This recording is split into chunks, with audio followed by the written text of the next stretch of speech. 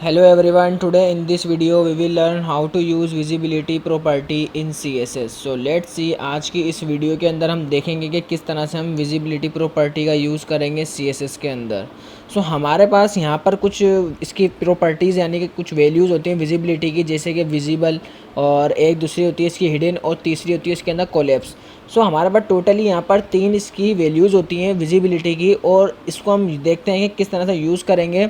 और साथ ही साथ आज की इस वीडियो के अंदर हम ये भी देखेंगे कि जेड इंडेक्स क्या होता है और जेड इंडेक्स किस तरह से हम यूज़ कर सकते हैं, और ये बहुत ही ज़्यादा इंपॉर्टेंट प्रॉपर्टी होने वाली है। तो इस वीडियो को एंड तक ज़रूर देखना, और यहाँ से आपके एक कॉन्सेप्ट तो जेड इंडेक्स का ज़रूर क्लियर हो ही जाएगा, क्योंकि मोस्टली जो यूज़ होने वाला होता है सबसे ज़्यादा वो होता है जेड इंडेक्स। ठीक है, तो अभी सबसे पहले चलिए स्टार्ट करते हैं और समझते हैं कि हमारे पास विजिबिलिटी होती क्या है। तो मैं यहाँ पर एक काम करूँगा, सबसे पहले आ जाता हूँ अपने VS कोड एडिटर के ऊपर। ठीक है, मैं यहाँ पर आ जाता हूँ और इधर VS कोड अपना ओपन कर लेता हूँ। तो मेरे पास यहाँ पर हमारा VS कोड ओपन हो गया। इसको थोड़ा सा हम जूम कर लेते हैं। सबसे पहले देखो यहाँ पर मैं अपने पास जो है इधर मैं सबसे पहले एक UL का टैग ले रहा हूँ, जिसके अंदर कुछ मैं LI ले रहा हूँ। ठीक है, और मल्टीप्लाई बाय 4, और यहाँ पर मैंने लिख लिया होम।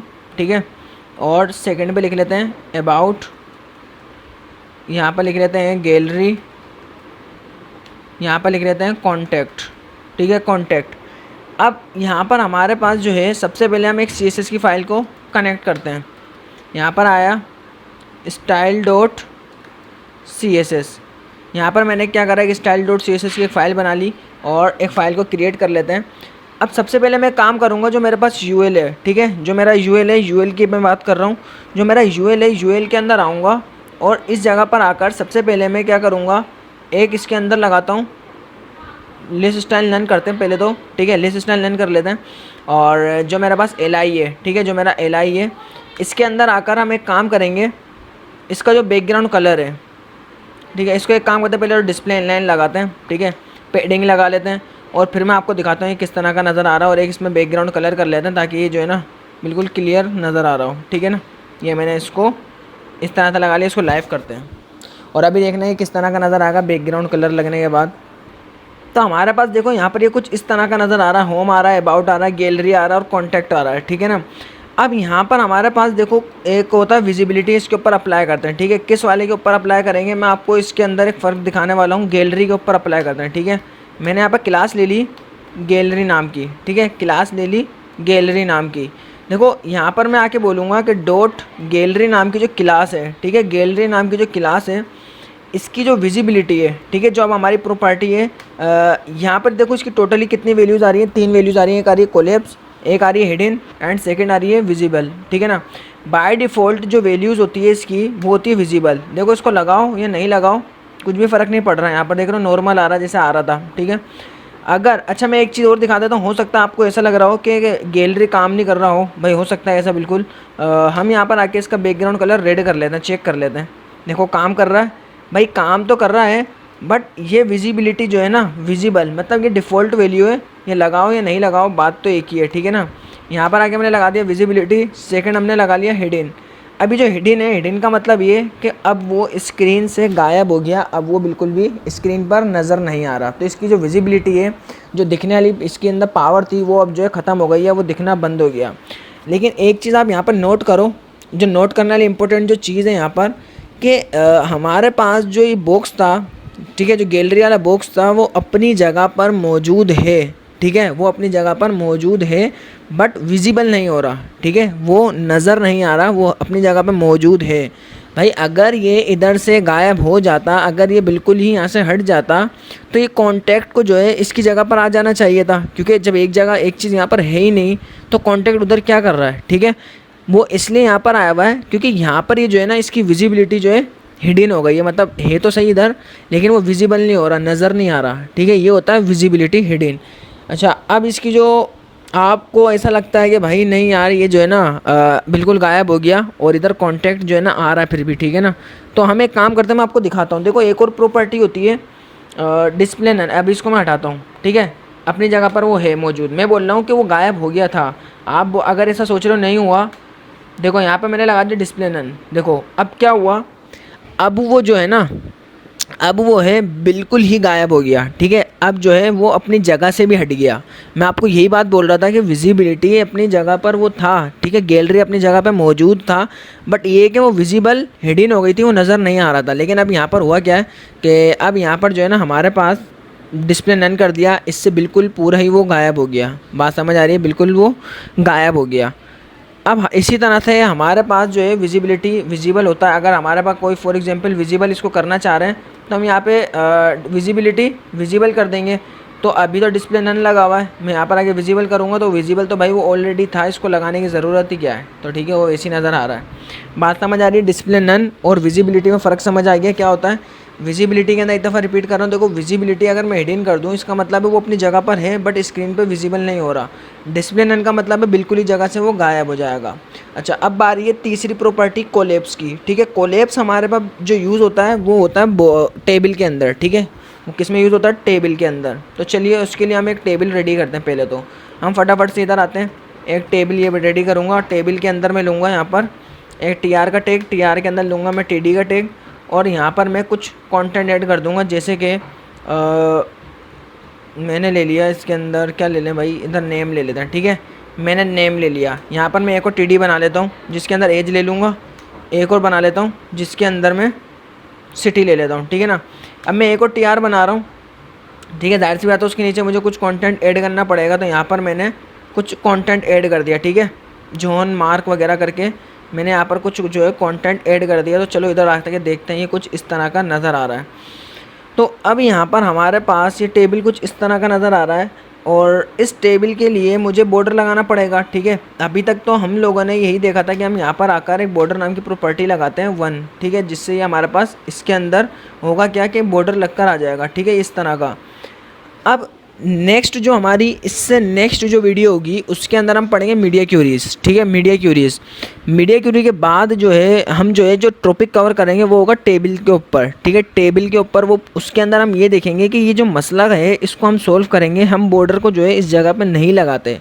ये जो तरीका है ना, ये HTML4 में यूज़ हुआ करता था ओल्ड वर्जन के अंदर। ठीक है, लेकिन अब HTML5 चल रही है इस वक्त, तो इस तरीके को जो है ना ख़त्म कर दिया गया है। बट ये अभी भी काम करता है, लेकिन हम इसको यूज़ नहीं करेंगे। हम देखेंगे कि CSS के ज़रिए टेबल को बनाने के लिए कौन कौन सी प्रॉपर्टीज़ आती है, कौन कौन सी वैल्यूज़ आती है, हम सारी हम जो है नेक्स्ट जो वीडियोज़ आएगी वो होगी मीडिया क्यूरीज़ पर, और उससे जो नेक्स्ट वीडियो आएगी वो किसके ऊपर होगी? वो टेबल के ऊपर होगी। हम टेबल की सारी वैल्यूज़ देखेंगे, सारी प्रॉपर्टीज़ देखेंगे कौन कौन सी होती है। तो अभी अगर आपने मेरे चैनल को सब्सक्राइब नहीं करा तो सब्सक्राइब कर लेना, साथ में साथ वीडियो को लाइक कर लेना, ताकि जो है अभी नेक्स्ट जो वीडियोज़ आएंगी वो आपको देखने को मिल जाए। और मीडिया क्यूरीज ज़रूर देखना क्योंकि वो बहुत ही ज़्यादा इंपॉर्टेंट है पूरी वेबसाइट्स के अंदर। और अभी यहाँ पर चलिए इसके ऊपर हम काम स्टार्ट करते हैं। देखो यहाँ पर हमने बेसिक टेबल बनाया था, और अब मैं इधर आकर बोल रहा हूँ। ठीक है, अब मैं इधर आकर बोल रहा हूँ इस वाले TR को। ठीक है, इस मिड वाले TR को। ठीक है, इसमें एक क्लास लगा रहा हूँ, और इसकी क्लास का नाम लगा रहा हूँ, इसकी क्लास का नाम क्या लगा रहा हूँ? गैलरी कर लेते हैं। चलो जी, इसकी क्लास का नाम, यार इसको एक मिनट हटा ही लेते हैं, एक काम करते थे, इन्फो कर लेते हैं। इसकी क्लास का नाम क्या कर लेते हैं? इन्फो। अब ये जो जोन है, ठीक है, जोन जो बंदा है, और यहाँ पर नीचे आ रहा मार्क, मैंने जोन वाले की बात कर रहा हूँ। ठीक है, इसको मैं अभी टारगेट करके दिखा भी देता हूँ। मैंने बोला डॉट इन्फो।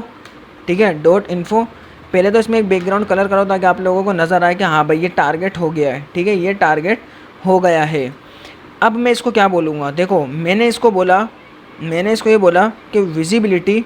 अच्छा, ये मैं अभी बता दूँ, ये जो है ना सिर्फ इसी के ऊपर ही काम करता है। मतलब जो विजिबिलिटी कोलैप्स जो है ना वो सिर्फ टेबल के ऊपर ही काम करेगी, अदरवाइज़ ये काम नहीं करेगी। देखो क्या हुआ, जैसे ही मैंने यहाँ पर विजिबिलिटी कोलैप्स लगाया तो वो अपनी जगह से बिल्कुल ही गायब हो गया।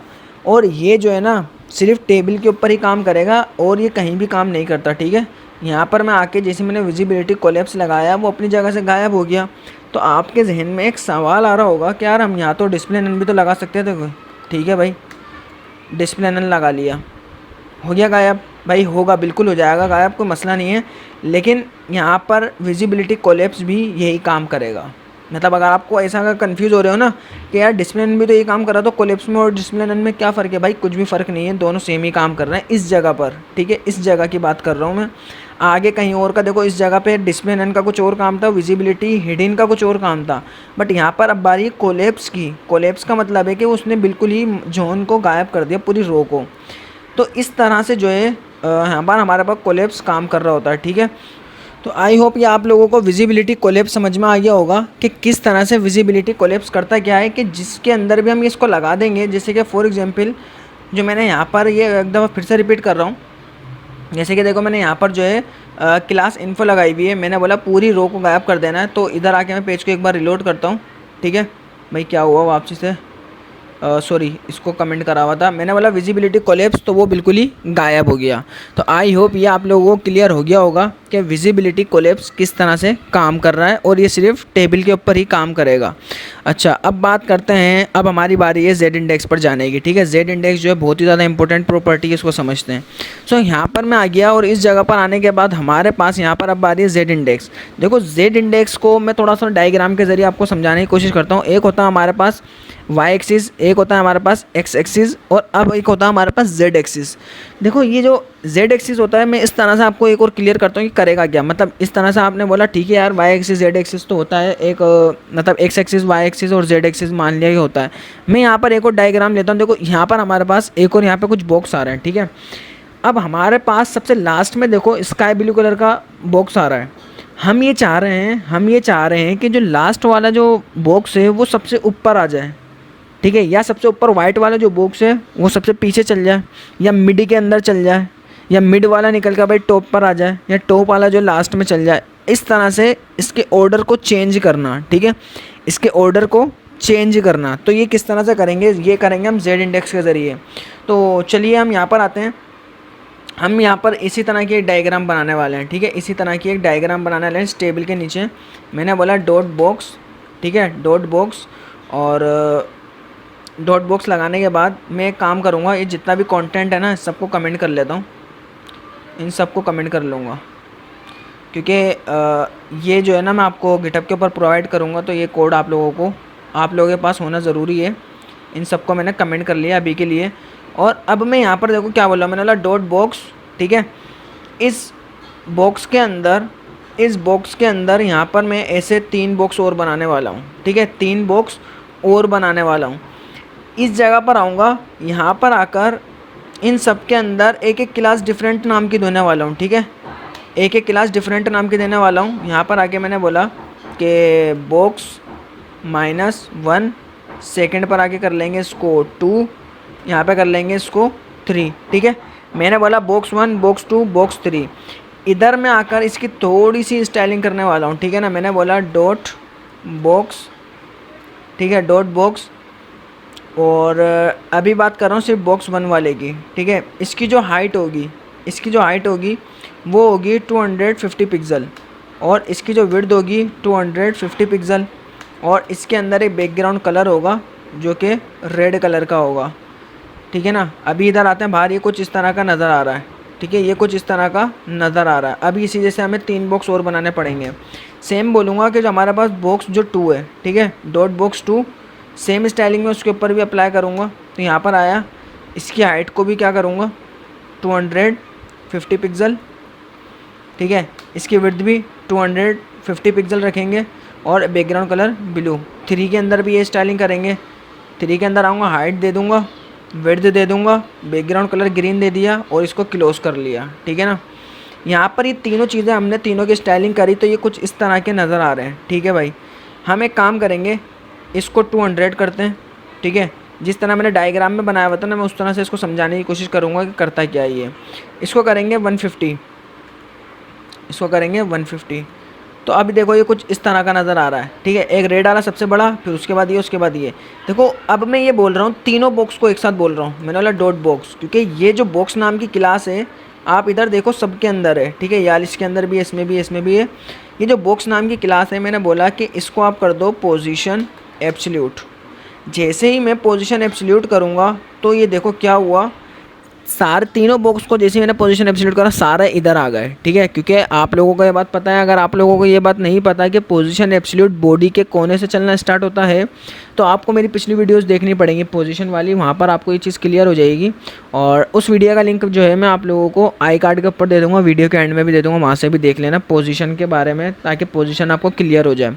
सो यहाँ पर हमारे पास 3 बॉक्स आ गए इस तरह के, अब मैं क्या चाह रहा हूँ, देखो अब मैं ये चाह रहा हूँ कि जो मेरा ग्रीन वाला बॉक्स है ना, या चलो ऐसा बोल लेते हैं कि जो मेरा ये ब्लू वाला बॉक्स है, ठीक है, यानी कि सेकंड नंबर वाला बॉक्स है ना, ये आ जाए इस ग्रीन के ऊपर आ जाए, ठीक है। इसका स्टेक जो है ना, इसका जो ऑर्डर है वो सबसे ऊपर आ जाए। देखो एक चीज़ यहाँ पे याद रखो कि जो बाय डिफ़ॉल्ट जेड इंडेक्स जो होता है, बाय डिफ़ॉल्ट जेड इंडेक्स जो होता है वो बराबर होता है 0 के, ठीक है। जो बाय डिफ़ॉल्ट जेड इंडेक्स होता है वो कितने के बराबर होता है, 0 के। इसका मतलब ये हुआ कि जो बॉक्स 3 है, बॉक्स 2 है, बॉक्स 1 है, इन सबका जेड इंडेक्स क्या हुआ, सबका 0 हो गया, ठीक है। अब क्या करना है भाई, देखो सबका 0 है। देखो यहाँ पर जो है मैं इस वाले बॉक्स पर आऊँगा, बॉक्स 2 के ऊपर, यहाँ पर मैं बोलूँगा जेड इंडेक्स, ठीक है, जेड इंडेक्स। इसकी जो है ना, यहाँ पर बाय डिफ़ॉल्ट इसको ऑटो भी आप कह सकते हो, ऑटो लगा दूँगा, कुछ भी फ़र्क नहीं पड़ेगा। अब देखो सब 0 है ना, मैंने इसको बोल दिया 1। अब होगा क्या कि आपको पता है यहाँ पे जो चलता है ना काम, यहाँ चलता है लो टू हाई, मतलब जैसे कि 0 नंबर पहले आता है, उसके बाद आता है 1, उसके बाद आता है 2।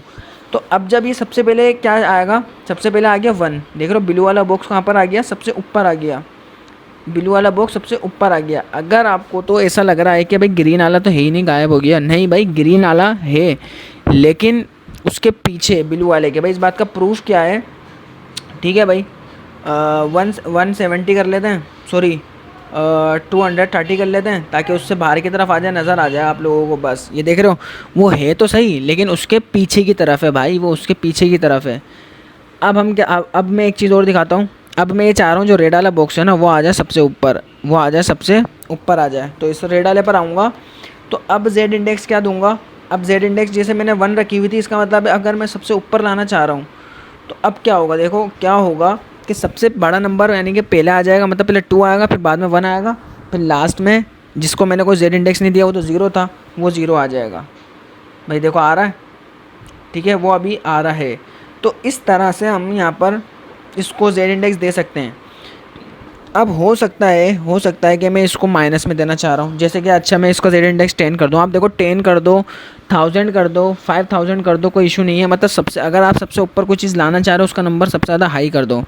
मैंने जेड इंडेक्स 10 कर दी, तो देखो ब्लू वाला जाहिर सी बात है रेड के ऊपर आ जाना चाहिए था, और आ भी गया, क्योंकि उसका जेड इंडेक्स जो है रेड वाले बॉक्स का तो 2 था, लेकिन ब्लू वाले बॉक्स का तो 10 है ना, उसका सबसे ज़्यादा है, तो वो ऊपर आ गया। फिर उसके बाद रेड होगा, फिर उसके बाद जाके ग्रीन होगा। अब मैं ये चाह रहा हूँ जो ग्रीन वाला है ना, वो जो है ना सबसे ऊपर हो, ठीक है, ग्रीन वाला सबसे ऊपर हो। तो ये ले भाई जेड इंडेक्स 100। अब देखो सबसे ऊपर ग्रीन आ गया, उसके बाद 10 वाला आ गया, उसके बाद 2 वाला आ गया। अब इस तरह से यहाँ पर हमारे पास ऑर्डर चलते हैं। अब हम इसको माइनस में भी दे सकते हैं, देखो किस तरह से। मैंने बोला कि जो रेड ब्लू वाला है ना, माइनस का 10, मतलब कि सबसे ज़्यादा पीछे, तो वो क्या हुआ, सबसे ज़्यादा पीछे चल गया, ठीक है, रेड वाले से भी ज़्यादा पीछे चला गया। तो आई होप ये जेड इंडेक्स का क्लियर हो गया होगा। और दूसरी चीज़ याद रखो कि जेड इंडेक्स जब भी काम करेगा जब आप पोजीशन के साथ काम करते हो। अगर आपके पास पोजीशन नहीं लगी हुई और आप किसी भी बॉक्स के साथ इस तरह से कोई काम करना चाह रहे हो तो लिख के ले लो, 100% गारंटी है काम नहीं करेगा, और ट्राई कर लेना, ठीक है ना। तो इसका मतलब ये हुआ कि जब आपके साथ पोजीशन होगी उसी के बाद ही जेड इंडेक्स ये काम करेगा। तो आई होप ये क्लियर हो गया होगा कि किस तरह से हम इन चीज़ों को यूज़ कर रहे हैं। और इंशाल्लाह मिलते हैं हम अपने नेक्स्ट वीडियो के अंदर। और वीडियो अच्छी लगी हो वीडियो को लाइक कर देना, चैनल को सब्सक्राइब कर देना। मिलते हैं नेक्स्ट वीडियो के अंदर। वीडियो और मीडिया की वीडियो हम ज़रूर पढ़ेंगे और बहुत ही डिटेल के साथ पढ़ेंगे। इंशाल्लाह मिलते हैं नेक्स्ट वीडियो में, जब तक के लिए गुड बाय।